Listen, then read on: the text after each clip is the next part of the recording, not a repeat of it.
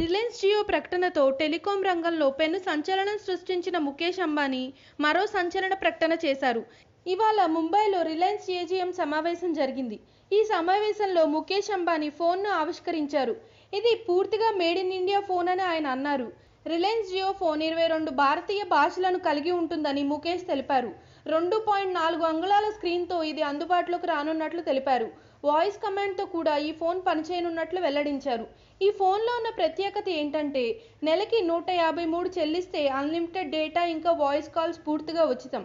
మిగిలిన డేటా ప్రొవైడర్లతో పోల్చుకుంటే వాళ్ళు వసూలు చేస్తున్న ఛార్జీలో కేవలం 3% చెల్లిస్తే చాలు. ఆగస్టు 15 నుంచి ఈ ఫోన్లను అందుబాటులోకి తేనున్నట్లు ఆయన తెలిపారు. ఈ ఫోన్లను పూర్తిగా అందుబాటులోకి ఇవ్వనున్నట్లు సంచలన ప్రకటన చేశారు. ఈ ఫోన్లను పూర్తి ఉచితంగా ఇవ్వనున్నట్లు సంచలన ప్రకటన చేశారు. అయితే 1500 రూపాయల సెక్యూరిటీ డిపాజిట్ చేయాల్సిందిగా ఆయన సూచించారు. అయితే ఇది పూర్తిగా రిఫండబుల్ అని, 3 ఏళ్ల తర్వాత దాన్ని తిరిగి వినియోగదారుడికి చెల్లిస్తామని ఆయన స్పష్టం చేశారు. వినియోగదారులు ఆందోళన చెందాల్సిన అవసరం లేదని ఆయన తెలిపారు. ఫీచర్ ఫోన్ యూజర్లకు ఇది నిజంగా డిజిటల్ ఫ్రీడమ్ అవుతుందని ముఖేష్ అంబానీ ఆశాభావం వ్యక్తం చేశారు.